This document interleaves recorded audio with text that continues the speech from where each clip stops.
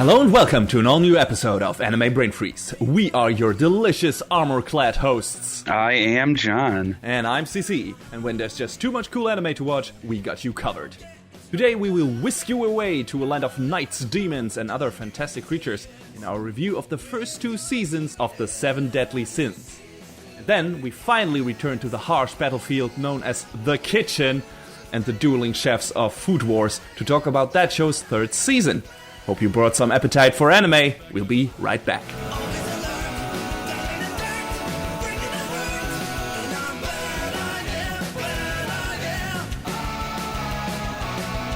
The country of Britannia is protected by an order of powerful magic users called Holy Knights.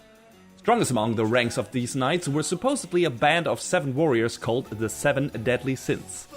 Legend has it, the Sins tried to overthrow the kingdom of Leonis and were killed during their attempt. The young princess of the kingdom, Elizabeth, doesn't believe those stories, and when the Holy Knights of Leonis stage a coup d'etat, she escapes the capital, clinging to the small glimmer of hope the 7 Deadly Sins might still be alive, so that she's able to enlist their help. To her surprise, she soon stumbles upon the young boy Meliodas, who turns out to be the very leader of the infamous band of knights, and after Elizabeth's heartfelt plea, Meliodas and his pet pig, Hawk, agree to help her in finding the rest of the 7 Deadly Sins to take back her kingdom. So, they begin a journey of dangerous adventures that will lead them to old and new friends, powerful enemies, mysteries and secrets, the darkest of them concerning Meliodas himself. So, yeah, the 7 Deadly Sins, or Nanatsu no Taizai, once again, not to be confused with Sin Nanatsu no Taizai, or the 7 Mortal Sins, because for some reason there's a show like that out there. Well, wait, don't you want to be confused with that trash fire of a show? No, I don't, John. Jesus fucking Christ. You know, this irks me more than it should, than it reasonably should, but still it's like, goddammit. Can't talk about Nanatsu no Taizai now without maybe someone confusing that shit. Although, maybe the other show's just not, well known enough to even come up in such a conversation. So, maybe I'm worrying for nothing. Anyway, so yeah, the 7 Deadly Sins is based on a manga by Nakaba Suzuki, who has done several other manga as well, mostly sports and shonen action, if I'm not mistaken. So this one doesn't seem to diverge too much from his usual pick of genre. And the 7 Deadly Sins manga started in 2012, counts at this point 33 volumes, and is still running. Then in 2014, we got the first season of the anime, which ran for 24 episodes. In 2016, we got a 4-part miniseries called the 7 Deadly Sins, Signs of Holy War, which acts as a bridge between the first and second season. And then we got a set second season, the 7 Deadly Sins revival of the Commandments in January of this year, and which just concluded and ran for 24 episodes. Also, there was a movie released last month called The 7 Deadly Sins, the movie, Prisoners of the Sky. I haven't seen that yet, obviously. I don't know if there are any plans to bring that over to the West, but we'll see. The show in its entirety is produced by A1 Pictures, who we have mentioned several times before. They did Sword Art Online, they did Fate Apocrypha, they did Blue Exorcist, they did Wotakoi, which we just talked about in our previous episode, or John did. They can be a mixed bag in terms of general quality of show. For every Wotakoi you have an Alt Noir Zero or Darling in the Franxx, which I'll get to soon enough. And animation quality can also vary a lot depending on the series. I don't know which series stuck out to you in that regard the most, both in positive and negative. I think Sword Art has a very good general high level of quality. Yeah, I mean, out of pretty much all of A1's work, I'll give the devil its due that Sword Art is probably their best directed and best animated work. I mean, that in working, or Wagnaria, however you feel like referring to it, those are probably the two big things that they're known for, or probably their two biggest money makers, I'd say. Yeah, maybe. And what's the worst looking shoe you've seen from them? Oh, jeez. I'm trying to pull one out of the top of my head. What about you? Yeah, good question. I think I don't think I've seen a show that is consistently bad from them, at least not that I remember from the top of my head. But I've seen shows that, have very high and low peaks of quality from them. And I think the animation quality level in Seven Deadly Sins is probably most comparable to Magi. Not only on the virtue of it being very comparable, those being very comparable shows in terms of genre and style and running length, but also because you got the same kind of base level of medium quality with some really outstanding ones sprinkled in between. I don't know how much you remember of Magi, but that show also has its up and downs. And I would say there are not completely phoned in budget saving episodes in Seven Deadly Sins, like there were some in Magi, especially in some of the second season of Magi. If you remember the final battle, there are some really bad ones and shoddy ones in there. Yeah, I don't remember that explicitly, to be honest. But... Yeah, but they definitely are in there, and I recognize them, and they get down to bad Puro levels of quality, like bad Naruto stuff, bad filler Naruto stuff, and that's not good.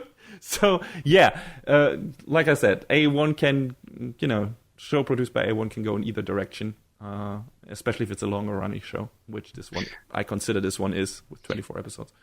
Now I'm looking over the library of their work, and some names are starting to pop back out to me, especially some of the stuff that was supposed to be like media tie-ins, like Persona Trinity Soul or Valkyria Chronicles. Oh yeah, Valkyria. That should have been a slam dunk. But the first time Alicia shows up on screen, I was like, who's that? Oh, it's Alicia. Mm. Yeah, Persona 5 doesn't look too hot either. So I think that's worked on mostly by Cloverworks, though, isn't it? Is it? I thought it was an A1 show. The Daybreakers was A1. I actually, not more than 15 seconds ago, looked it up as well. Okay. Yeah, then I might be confusing that. Because, I've seen some grabs of Persona 5, the animation, and... Mm-hmm. Yeah. Well, I looked that up once I reviewed that show, which I will do. All right, one of the shows from A1 that looked like consistently bad, like really shitty, was fucking Phoenix Wright. Holy shit, Yakuten Saiban. Oh my god, that's bad. That's bad. And I just saw that's gonna get a second season. It's being worked on by Cloverworks. Oh, great. The same people who are flubbing up Persona 5, so poor Nick. Poor Phoenix Wright. He's destined to look like shit in anime form forever. But yeah, so, in regards to animation quality, this is what you get. There are definitely some high points in the show when it comes to animation. In this show, naturally, in the fights. There's some fights that look fantastic, and I'll get to that later again. But yeah, the director of the first season is Tensai Okamura, who has also directed Darker Than Black, the first season of Blue Exorcist, and was the series director for Wolf's Rain, which is one of my favorite shows of all time. So yeah, that's a track record here. To this day, I have not watched that show. You should.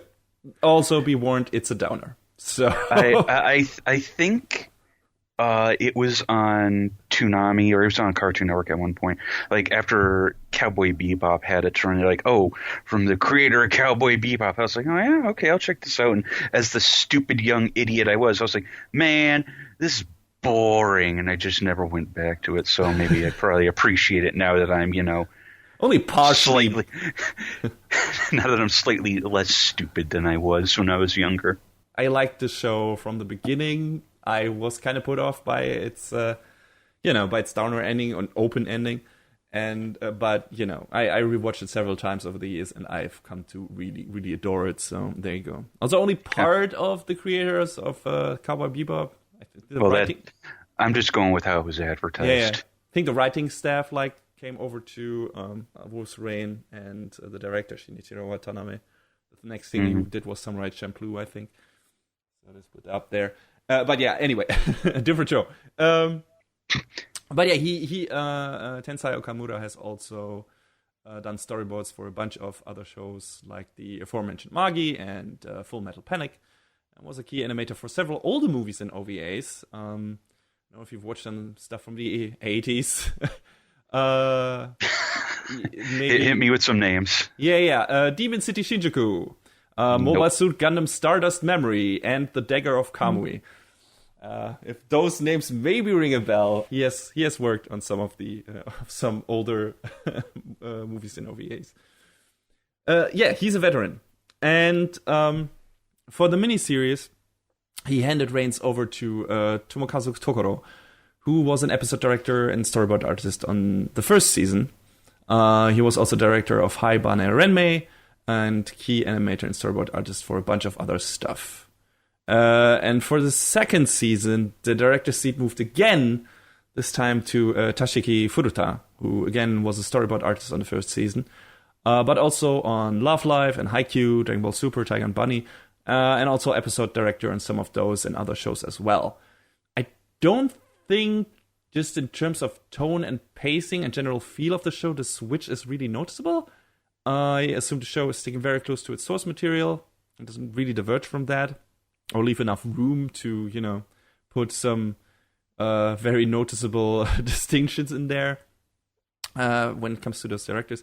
But if I'm not mistaken, it's still kind of rare to see the director switch so often on one series. At least I don't remember we covered one that had so many director switches during the course of its runtime. I mean, JoJo switched definitely after the second part, I think, after Battle Tendency. Yeah. Or at least after Stardust Crusaders. But yeah, that felt kind of rare to me, that like during the course of these, 2 seasons and 1 mini-season, we had 3 different directors. So yeah, still surprising how coherent the show feels. And I guess that's can be attributed to the rest of the cast staying the same in some parts, and the crew staying the same in some parts. And, the source material, and it's sticking closely to the source material.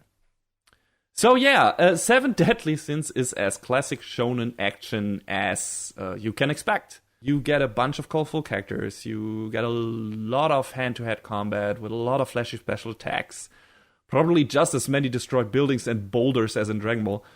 We get a small tournament in the first season. There are steadily new villains introduced, new attacks. The stakes get raised up constantly. Situations get more dire and more dangerous and everything. And the second season even introduces power levels. Oh, jeez. And its own brand of Scouter, which comes in the form of a little earring for Hawk. So just on paper, but this is very inspired by the shows that came before it. Where it manages to stand out a bit is in its setting, because I don't think we really had a Dragon Ball-esque show like this with a medieval setting and knights before. Correct me if I'm wrong and you can remember something. I don't think of anything immediately. So. Yeah, demons, yes, but not this classic King Arthur-inspired setting. There are actual characters called Arthur and Merlin in this, so there you go. And as I mentioned before, it is very comparable to Magi in that regard as well, which basically did the same thing by infusing the classic, Dragon Ball Shonen Action formula into an 1001 Arabian Nights setting, with names like Alibaba or Sinbad appearing in that show as well. So these 2 shows really feel like they are companion pieces from the same kind of shonen anthology or something. It's funny. And just as Magi, this show has a bunch of, like I mentioned, colorful, entertaining characters. We got Meliodas, who is your typical young boy, super overpowered Son Goku type character. He has, at least in the beginning, this broken sword, which is basically just a hilt, but he can still dish out a lot of damage regardless. We have Elizabeth, who is, pretty much only a damsel in the beginning of the show, or let's say the first season, but becomes much more of an active player later on in the series. We got Ban, who is an immortal thief and acts as a cook later too. And since he is immortal, he gets dismembered a lot. Oh. He's basically the Deadpool or Wolverine of this show in terms of body damage.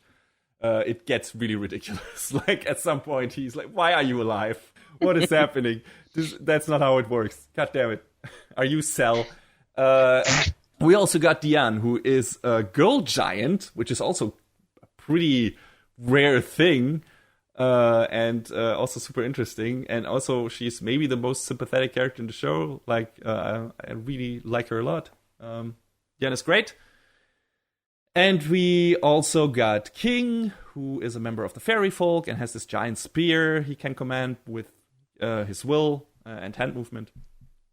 And we, of course, got 3 more synths, which I don't really want to say too much about because their reveals come a bit later, and, there are story points and mysteries surrounding them and stuff like that. So I would take maybe a bit too much of surprise away by talking about them in greater detail. But their names are Gother, Merlin, and Escanor. And the latter making his debut only in the 2nd season. So yeah, it takes quite a while to assemble all the 7 deadly sins. Of course, we also got a bunch of villains. Some one-offs, some returning, some, of course, turn over.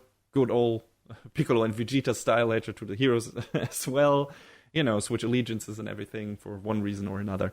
So yeah, this is familiar ground. But as you can imagine, from what I'm telling you right now, it's already a pretty big cast.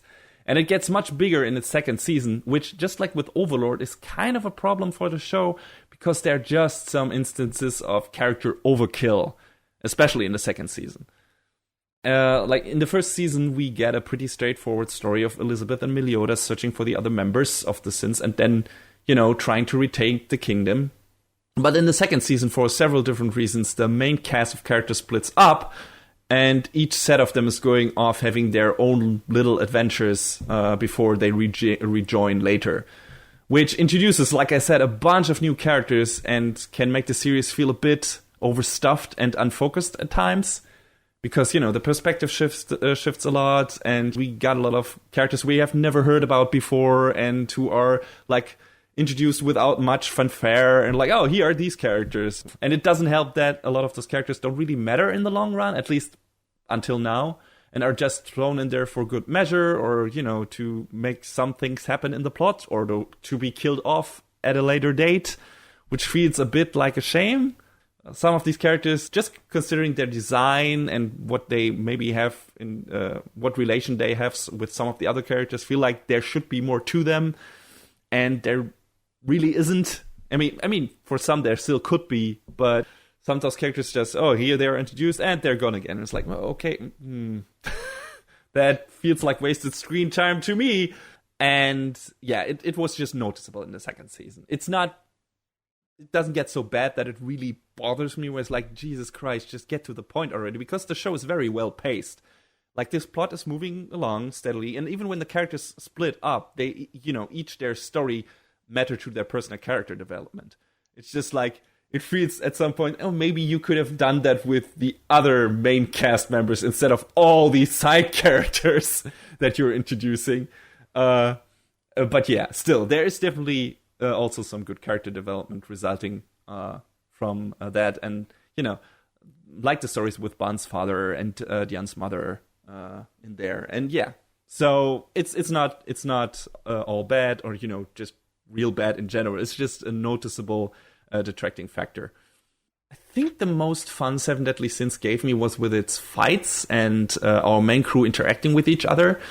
You just feel like the Sins have a long history with each other, and learning about their friendship, conflicts, and the deeper mysteries of the story connecting all of them is just really good stuff. I enjoyed it a lot.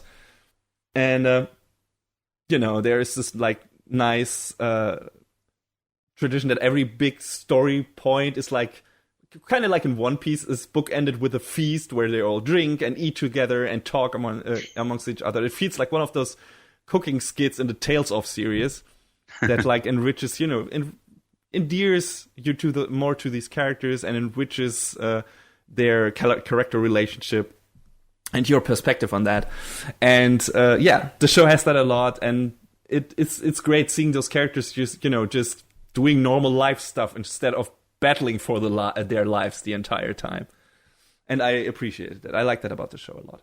And like I mentioned before, some of the fights are downright amazing in terms of animation quality, action choreography. They are up there with A1's best work from Sword Art Online, definitely. Like, really, really cool, ridiculous stuff. Like the big tentpole fights that are very important for the story and have like this big surprising turn or whatever, almost always look fantastic. So, and that's always important to me. It's like, hey, if you can't make all of the show look good, at least make the big important stuff look good.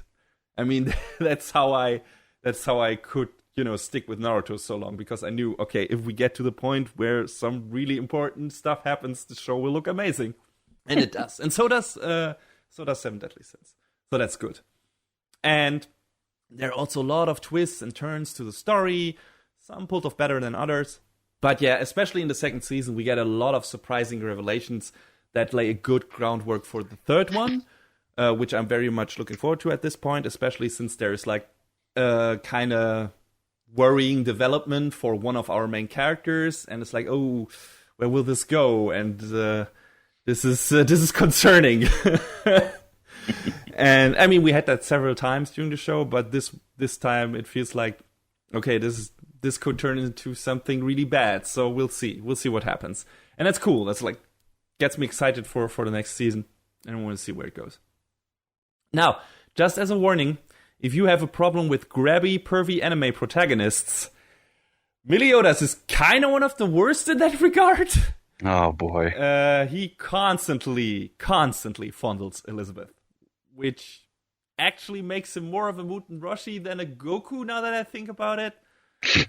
But yeah, that basically happens in almost every episode those two are together. Of course, it's always thrown in there for comedy. It's like, hey, it's funny, and it's kind of weird because Elizabeth is not your typical, doesn't have your typical tsundere reaction to it, where she like whacks him over the head with something, and it's like, oh my god, she's just embarrassed, but it doesn't really bother her. And just from the outside, that's kind of a bad reaction to being molested. Just saying. Yeah, that doesn't seem normal. Yeah, it's like, that feels like the anime is bringing kind of across the message that is okay because the other person doesn't mind, or, usually doesn't mind in those situations, which I'm pretty sure is not the case. Yeah. They try to lessen the impact of that a bit, of the icky factor, by making Elizabeth fall for him for several reasons pretty quickly. And they kind of become a couple and are actually more committed than most shonen anime of that ilk in that regard, to their relationship. Like, it's a steadily progressing relationship. I mean, like I said, there's some reason for that besides her just, oh, Meliodas, you great warrior, I'm falling for you now. It's not just that. There's a good reason for that, actually. And yeah, I wasn't too happy with how the show began in that regard, but I, was more and more okay with it as it progressed, because they got those two characters to a point where it felt like, okay, maybe Elizabeth would really be okay with that at this point, because, they are a legit couple. So yeah, maybe that's okay then, I guess. But yeah, there's still some little icky feeling to that. I don't know. I can't turn it off. If you have a problem with that, just be aware of it. If that stuff bothers you, which I can totally understand, because I sometimes feel the same, maybe that show is not for you. But maybe you can look past that. I managed to, at least at some point. Other than that, I really like the Seven Deadly Sins. It's not top tier shonen like, for example, My Hero Academia or One Punch Man or early Dragon Ball or Hunter x Hunter. But it's a neat little, well-paced, action-heavy show with a lot of cool fights, colorful characters, and an underused setting. It probably has one of the cutest mascot characters in Hawk as well, even though he can also get a bit annoying at times, but I really enjoyed a lot of his scenes. He is kind of adorable. Still trying to wrap my brain around a pig named Hawk. Yeah, it's it's good stuff. He's a cool character. If you like your battle-heavy action shows, give this a chance. It's all on Netflix, and I had a lot of fun with it up to this point, and want to know where the next season takes our heroes.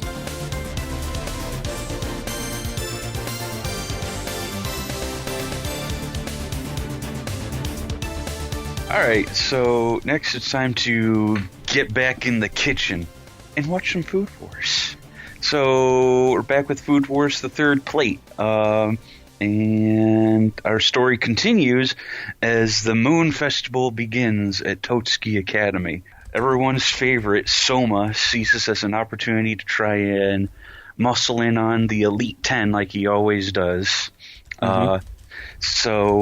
During the Moon Festival, he sets up a stall across from the, at the time, 8th seat, Terunori Kuga, to try and prove his worth. Kuga is, like, absolutely incredible with Chinese cuisine, and Soma decides, hey, I can do that too.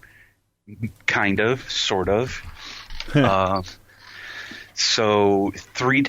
It's basically like a 5-day affair, I believe it was, and basically you had to peddle your wares to the people that were coming through, and you had to make money. And if you didn't make money, then, like every other plot hook in this show, your ass gets thrown out on the street and you don't get to go to Totsuki anymore. That's sort of a minor part of this season, because after the Moon Festival, it's revealed that Erina's father, Azami, has sort of come back into her life and has ousted Erina's grandfather, Senzayamon, as the headmaster of the academy in a 6-4 vote by the Elite 10. Which makes me wonder what would have happened if it was 5-5. Maybe it should be an Elite 11 to avoid a hung jury. More to the point, Azami establishes an organization called Central, through which he plans to uniformly teach the students of Totsuki how to cook according to his ideals. There's no ad-libbing, there's no changing the recipes, there's no doing your own special thing. It's his way or the highway. Abandon all individualism. Basically. Join the regime! Basically. Yes, that's what it is. It's food fascism. More or less. Yeah, exactly. Yeah. In the process, Azami orders all of the individual research societies and clubs to be shut down because you can't do anything on the side. You have to learn to cook the Azami way. But when the students rebel against Azami's decision, many of them revolt into a series of shokugekis, all of which are rigged in Central's favor. And basically, he sends a whole bunch of his thugs to go after Soma and the residents of the Polar Star dorm. And that's when they are spurred into action in a culinary confrontation on a cross-country scale. With trains. Yes, that cross-country, yes. I mean, the train, the railway arc, as it were, sort of hits in the second half of the season, but it's kind of hard, I think, to call it a different arc, even though it is what it is. Well, yeah, it's a different arc in regard to we now have this exam. This is basically on rails, and this is all leading to this big confrontation. But the first half of the third season builds up to a lot of that, so it feels like it's part of the same thing. I think the first mini thing where the Moon with the Moon Festival, it feels more separate from that than the rest of the first half. Yeah, but it's such a minor part. Yeah, that's true. And that was also when this show started, the third season started, that was okay, wait, are we gonna get a in-betweener again directly after the Stagiare, their internship? Also, I'm sorry for only mentioning this now, but if you don't know anything about Food Wars, what are you doing here? We're going to talk about the third season and maybe spoil things from the first two, so if you don't know anything, check out our 20th episode first, Food Gang Wars, because that's where we talked about the first two seasons. So yeah, for all the uninitiated who still want to know what this is about, this is a cooking battling show, where chefs square off against each other in cooking battles called shokugekis, and whoever tastes their food loses all their clothing. The most literal food porn. Yes. Exactly. And it's super entertaining. And creative. So, what in general, how did you feel about this third season when compared to the other two? I'm just gonna out and say my big major gripe is this season just kind of ends. Yeah, that's true. Once I realized that we're like steering towards a really big cliffhanger, I was like really upset. Like, no! Yeah. Like, I mean, I enjoyed this season for the most part, mostly because we got a nice spotlight on Erina in her backstory and her relationship with her father. And I was like, okay, that's cool. We're finally getting, some actual character side story, because there hadn't been. We had gotten like breadcrumbs of that up to this point, but we hadn't really delved too deep into any single character, really. So I was like, oh, that's cool. And then we get to the end, and it's like that, but that's the end. Well, they were just running out of episodes. I mean, the first season did the same thing. I think it ended right in the middle of the autumn exam, if I'm not mistaken. Yes, but then we had the understanding that, don't you worry, there's more to come. Whereas with this, there hasn't been any word yet. And I don't know if that's because I don't think we're caught up to where the manga is. I think we're still a fair number of chapters off. I mean, it took them some time. I mean, there was not as much of a big gap between the first and second season as it was between the second and third, I think. So maybe, it's just another bigger gap. Because of, I don't know, production takes a bit of time, or JT's staff is doing something else. I mean, they're doing One Punch Man. I don't know how many teams they have available. And One Punch Man and Index and whatever else. But I'm pretty sure that Food was still successful enough, both in manga and anime form, that we'll get a fourth season. But you're right, definitely. The question is when. How long do we have to wait for the conclusion to this? Because, there's a lot of cool stuff, like you mentioned before, built up in the season. And the show ends in a really dramatic place, which, starting out from the season, you wouldn't have necessarily seen coming. Because, you have this nice, quote-unquote, that nice get-together with the Elite Ten, where it's like, okay, these are going to be our final bosses at some point in the future, but not quite yet. And then we get like this little moon festival thing, and it's all fun and good. And then suddenly, high stakes, high drama, kind of out of nowhere. Where it's like, okay, now here comes shitty anime dad to ruin everyone's day. And boy, Azami is peak shit anime dad. Holy yeah, he is. He is the worst. He's a real asshole, and he looks it. It's amazing. There's like this thing that they did with his eyes, where they grate out the whites in his eyes, so he's constantly, when he's not like in focus, or at we don't get a full detail headshot of his, but he's standing a bit in the background. It looks like his eyes are kind of almost completely black. So it's like this really amazing, holy shit, it's a demon lord. And I mean, he acts like it. And he, just like you said, he establishes like this tyrannic rule over Totsuki, where it's like, okay, now everyone has to cook my recipes and do my way of cooking. And what's the most insidious about that, he indoctrinates most of the other members of the academy by being like, hey, this is not all bad, guys. If you cook my way, everything is going to be easier. You're going to pass all the exams. You don't have these high expulsion rates anymore. You don't have to leave. You don't have to worry about shokugekis and everything. You just have to prepare the meal I tell you to prepare. And if you pay attention in class, you will be able to do that without problem. You get a guaranteed pass.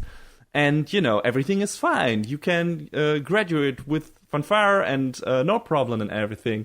And a lot of people get, ensnared by that. And it's, really...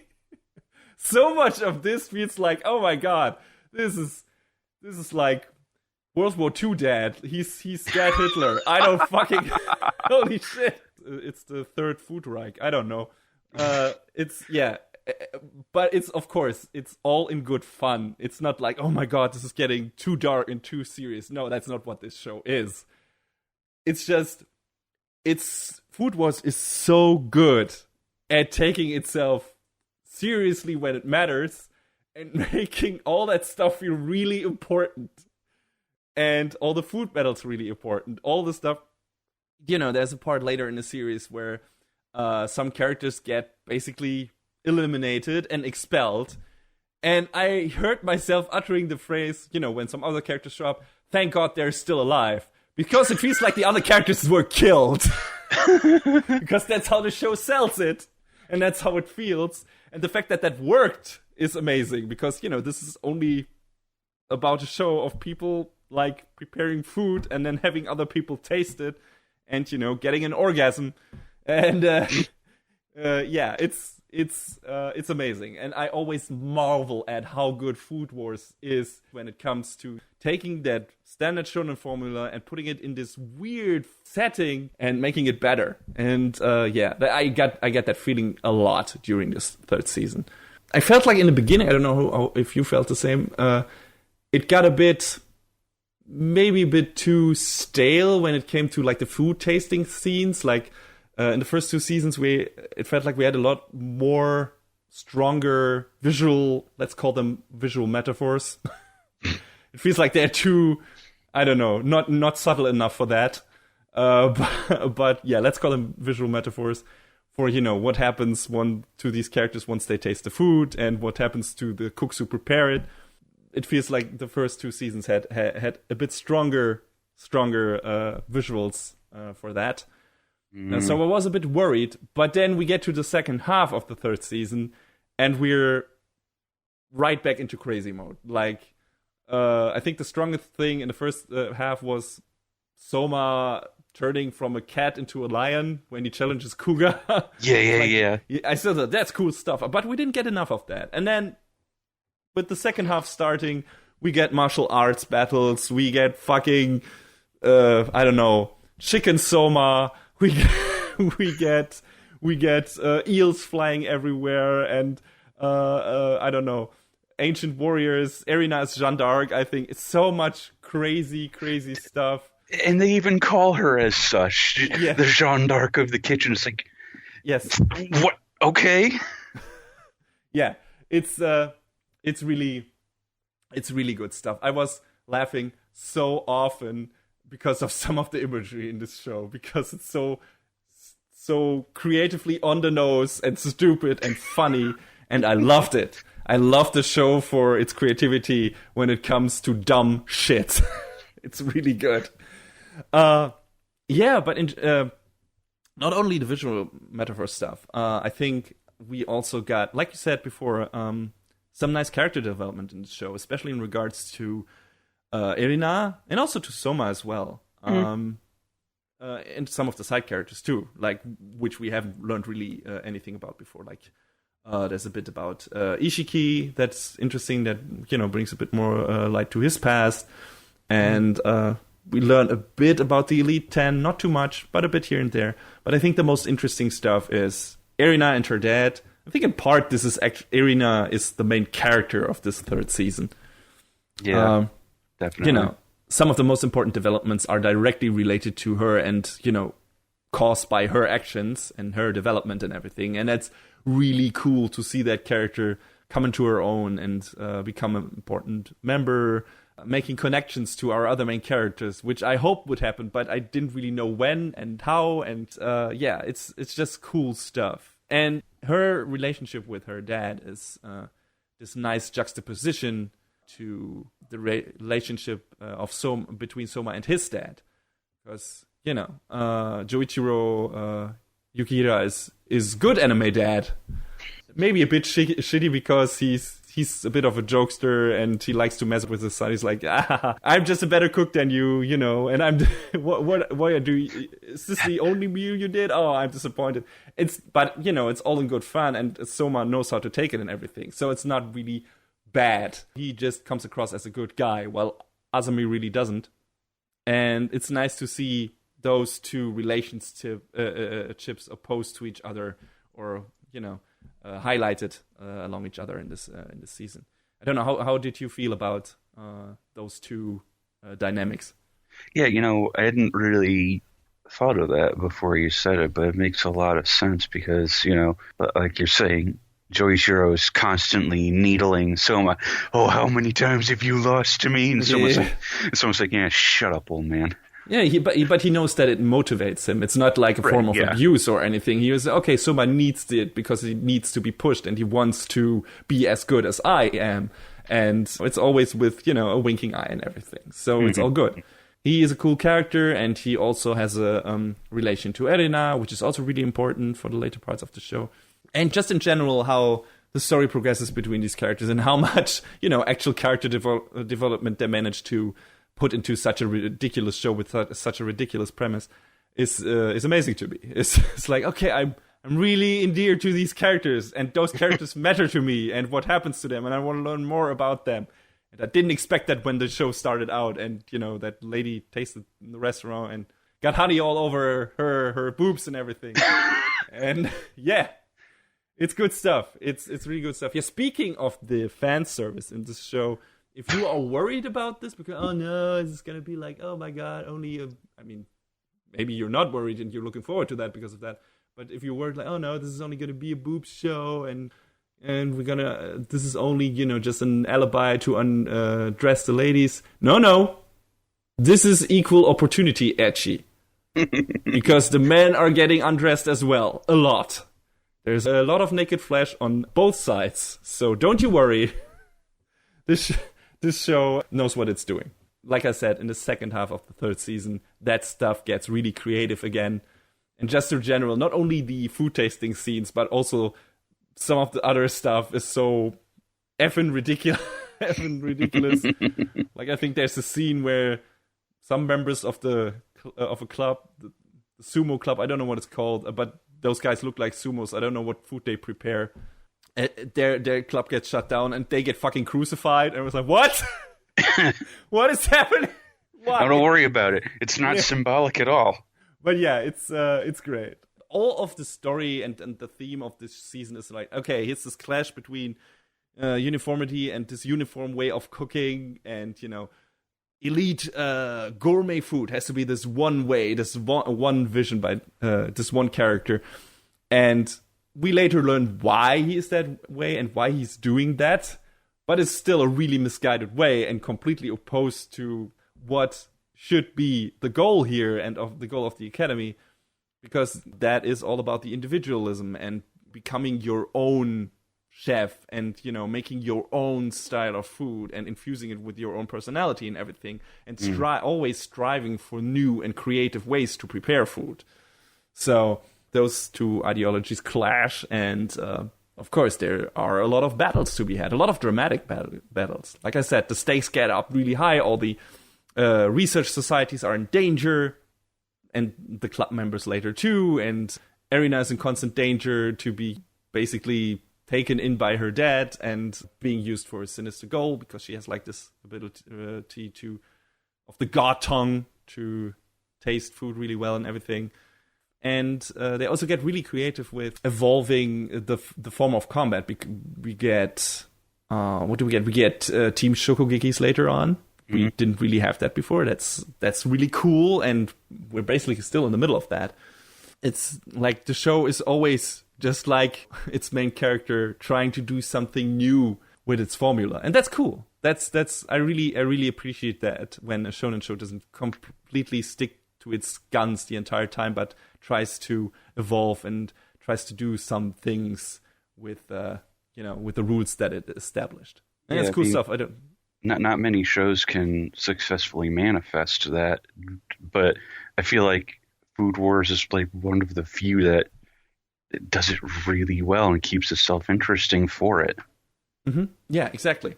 Especially later on in the series when there was a certain massive heel turn that I was legitimately like, oh shit. Yeah, me too. I was like, fuck. Yeah, good stuff. Not only in the mechanics, but also the characters. Oh yeah, speaking of characters, like I said, we get a lot, not only Azami, but also the Elite 10. There are a lot of fun characters in there. I think One of the most fun ones probably being Rindo. I think she's great. Yeah. She's just fun. She's a fun character. And der weiße Ritter der Tafel, she's also very fun, considering that he's the first seed, but really seems to be unsure of himself in certain parts. Yeah. They have a lot of fun with that. And, Kuga is also really entertaining. And Ezan, which we've met before, kinda, but only slightly, is also fun because he's basically like this Yakuza boss character and has like these overemphasized grimacing facial distortions. God, he's such a piece of shit, though. Yeah, he really is, and he knows it. And I mean, the show knows it too. And it's really fun to see him work. And it's like, okay, now this is the shit I pull. As a holy fuck, you are an asshole. But a really entertaining one. It's like the show revels in its own ridiculousness, and it. All the more, like I said, amazing that it still manages to make a lot of emotional scene have gravitas and feel important. And it's like, if a show gets too ridiculous, you could easily get to a point where you say, oh, none of this matters because this is all too dumb. And don't get me wrong, football is very dumb, but in a really fun and creative way. And it's also, again, in other ways, it's really smart. Like I said, when it comes to evolving its own formula and how it positions certain characters and what it lets happen to those characters and how these characters evolve. And also you learn a lot about food in the show. Yeah. There's, so much stuff I didn't know about food, and that was really interesting. It's like, I mean, I don't know how much of that stuff is really accurate. I mean, if you have a top chef watching this show, he would probably put his head in his hands or something. We'll show it to Gordon Ramsay, see what he has to say. He probably hates it. But yeah, I wonder. But for me, it was like, oh, okay, I didn't. Oh, that's cool. Oh God, and this looks delicious. Help me. Yeah, don't. Again, what goes for the first two seasons goes for the third one. Don't watch this show on an empty stomach or on a diet because you will suffer a lot. It's painful. It's really good looking food. Also, you maybe reach a point where you say, okay, if that character does this and that, he's gonna win, and that character's that's definitely gonna happen. And then the show does something where it's like, no, we're doing it different this time. And it's like, oh, okay. So that it just doesn't get stale. And that's good. The show knows when it needs to mix it up to keep itself interesting. And like I said, the emotional parts, when they come, they matter and they feel important, in the framework of the show. And because the show is so good at endearing you to these characters over the course of its 3 seasons, that development matters to you just in general, and those emotional developments. And yeah, it's just good stuff. I mean, I think a very important part of that is the music, because once those strings kick in at certain scenes, it's like, oh yes, these are the feelings. And who was the composer again, John? It was Tatsuya Kato, a name we brought up several times. Exactly. Yes, he's done all sorts of good stuff before, like Buddy Complex, Prisma Ilia, apparently the Free movie, which I wasn't aware of, Horizon, Love Live Sunshine. There's the Idol connection. It's always somewhere around the corner. And he's currently doing Review Starlight, which also has a phenomenal soundtrack. Well, with that theme, I would have hoped for that. But yeah, the music is fantastic in the show, and it manages to highlight and emphasize the emotional scene and the awesomeness when someone is pulling out a last-minute ace from his sleeve or her sleeve. And yeah, it's just a production on the show. And I mean, it's not a really high production value show. I don't think I've seen anything from JC stuff that is. It's not like this is, super well animated, or there's like these ridiculously well animated scenes, but it doesn't need that because all the moments in the show are super effective and super well staged. And have all the impact they need just through the virtue of, the music, the style, the ridiculousness going on in the scene itself, the character relationship, your connection to the characters and everything. All of that show, again, feels just really well put together. And it just works. It just works really well. I think the only thing that bothered me personally in the show, not so much the ending, because I'm pretty sure there will be a 4th season, and I can wait for that. There have been worse cliffhangers for me, I guess, and with a more dire perspective in regards to, will we ever get a new season of that? I don't have that with Food Wars. What troubled me a bit is that once things start kicking and Azami appears and everything, a lot of characters are introduced that I expected more from, especially like these foot soldier characters of his, which are not part of the Elite 10, but I expected them to be like the force to be reckoned with before we actually get to battle the Elite 10. And then there's just this one Shokugeki against one of those, and the others are kind of glazed over, and that's that. And they were kind of prominently featured in the opening. It was like, okay, that's it. I expected more to see more of them. That was just weird to me. It felt like, okay, did they skip something? Did the manga have more of those characters? Did we not see the other battles? Did they just take those out because they wanted to quicken up the pacing or something?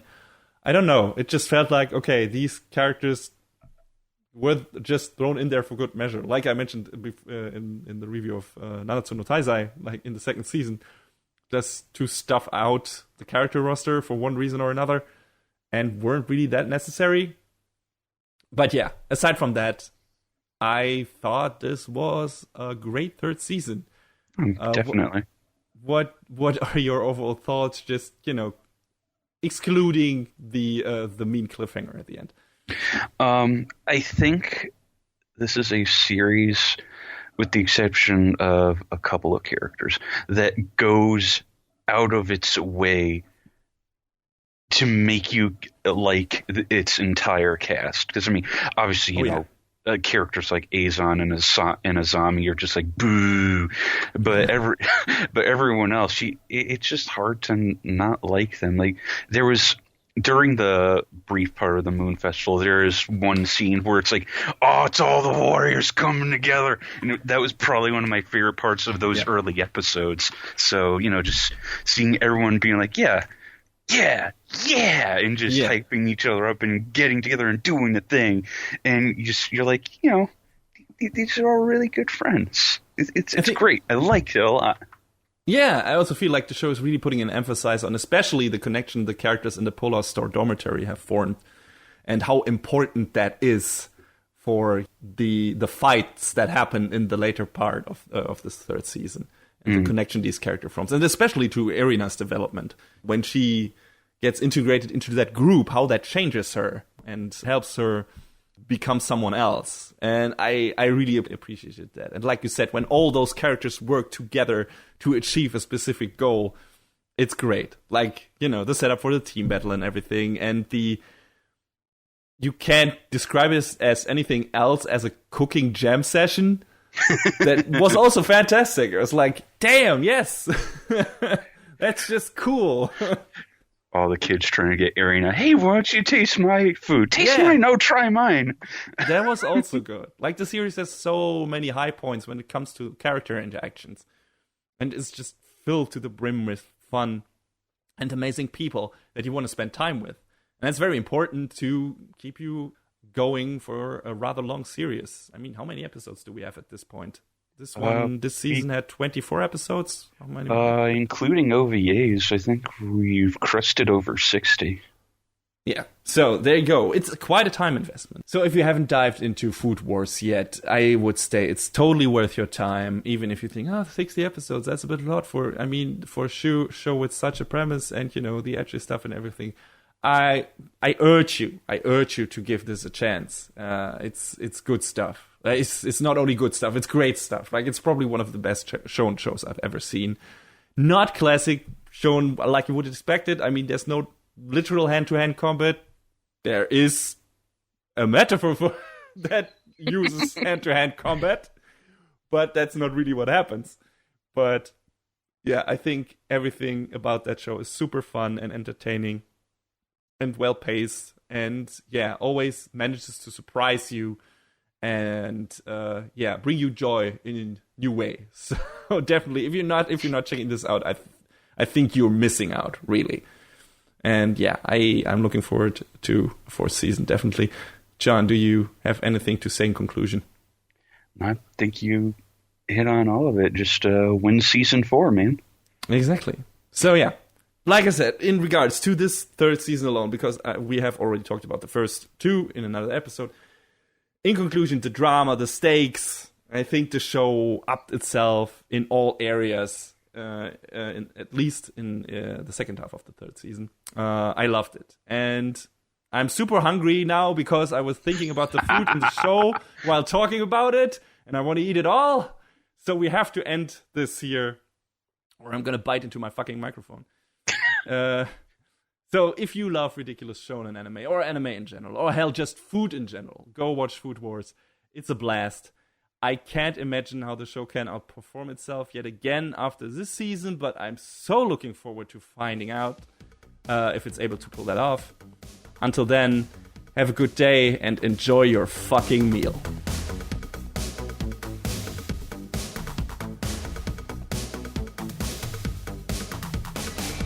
And that is a wrap on the 57th episode of Anime Brain Freeze. All the music in our show is from the Double Dragon Neon soundtrack by the amazing Jake Kaufman. Please go to virt.bandcamp.com and check out his awesome work. Our show is available on most of the popular podcast services, but it's always worth visiting animebrainfreeze.com for some interesting articles linked in our episode release posts. Follow us on Twitter at AnimeBrainFreeze. We tweet regular updates and fun anime-related stuff there. Leave us comments and questions on Facebook and our YouTube channel, or send an email to animebrainfreeze@gmail.com. We would love to read your feedback. Thanks for tuning in. We hope you had a good time, and please join us again on our next show. Macht's gut. Take care, everybody. On the next Anime Brain Freeze. Dragons in disguise. If you die in the game, it's just a game, right? And we grab our bikes and reach for the top of the podium.